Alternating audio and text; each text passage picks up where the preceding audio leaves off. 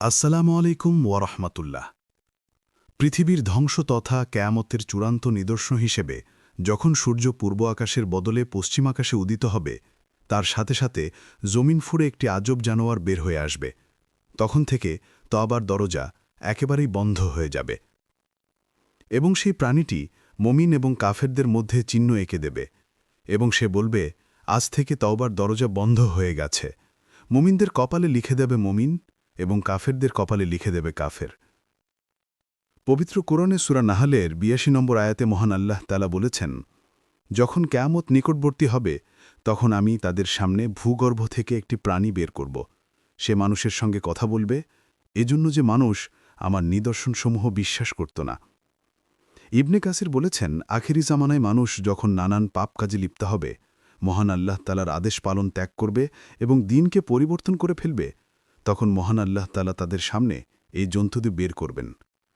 মুহাদ্দিসগণ বলেন, সে প্রাণীটি বের হয়ে অবিশ্বাসীদেরকে বলতে থাকবে, তোমরা তো কিয়ামত বিশ্বাসই করতে না। আফসোস, আজ সে সময় চলে এসেছে এবং আমিও বের হয়েছি।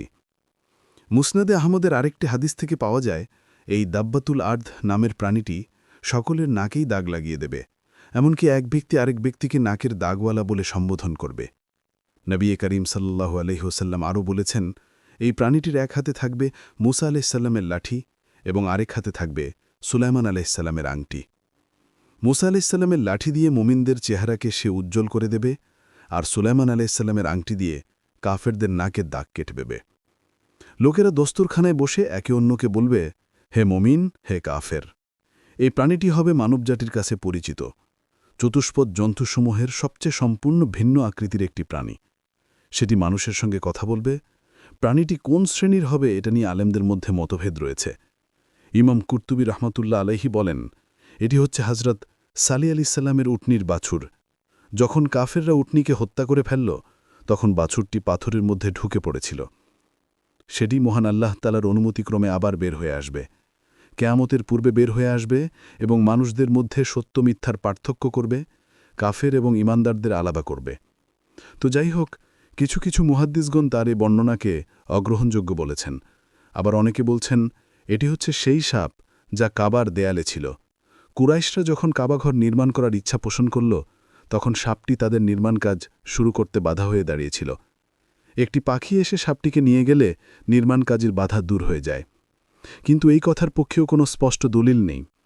এমনকি আরও অনেক কিচ্ছা কাহিনী বর্ণিত আছে। এগুলোর প্রতি আসলে গুরুত্ব দেবার কোনো প্রয়োজন নেই, কারণ এ সকল ঘটনার কোনোটির পক্ষেই স্পষ্ট হাদিস বা দলিল পাওয়া যায় না। শায়েখ আহমদ শাকের মুসনাদে আহমদে এক ব্যাখ্যায় বলেছেন, কোরআনের আয়াতে স্পষ্ট আরবি ভাষায় বলা হয়েছে, এটি হচ্ছে দাব্বাতুল আর্দ, অর্থাৎ দাব্বা অর্থ অত্যন্ত স্পষ্ট, কোনো প্রকার ব্যাখ্যার প্রয়োজন নেই, এবং আমরা বিশ্বাস করি যে আখিরি জামানায় একটি অদ্ভুত ধরনের জন্তু বের হবে, যেমনটা আল্লাহ কোরআনে বলেছেন। সে মানুষের সঙ্গে কথা বলবে।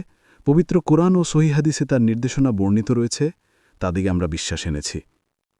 পৃথিবীর সর্বশ্রেষ্ঠ এবং সম্মানিত মসজিদ থেকে হজরত ইবনে ওমর রাদিয়াল্লাহু তাআলা আনহু বলেন, সাফা পাহাড় ফেটে প্রাণীটি বের হবে। তিনি বলেন, আমরা যদি চাইতাম তাহলে যে স্থানটি থেকে বের হবে তাতে পা রেখে দেখাতে পারতাম। জন্তুটি ৩ বার বের হবে। প্রথমে বের হবে কাবা শরীফের দূরবর্তী একটি গ্রাম থেকে, কিছুদিন লুকিয়ে থাকার পর আবারও বের হবে, পরিশেষে কাবা ঘর থেকেই বের হবে। এ ব্যাপারে আরও কথা বর্ণিত রয়েছে। সব মিলিয়ে আমরা বলবো, মক্কা শরীফ থেকেই এই দাব্বাতুল আর্দ বের হবে। হে আল্লাহ, আপনি কিয়ামতের পূর্বে আমাদের ঈমান এবং আকীদাকে সহিশুদ্ধ করুন, কোরআন এবং হাদিসের উপরে অবিচল করুন। আমিন।